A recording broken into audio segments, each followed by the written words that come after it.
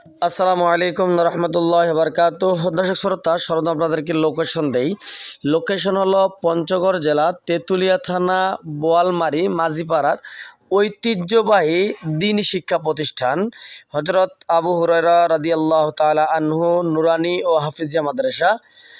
এই মাদ্রাসার স্টুডেন্টদেরকে নতুন পোশাক দেওয়া হয়েছে মাদ্রাসার পক্ষ থেকে। আপনারা দেখতে পাচ্ছেন তারা নতুন পোশাক পেয়ে প্রত্যেকটা ছাত্র আলহামদুলিল্লাহ খুশি হয়ে গেছে।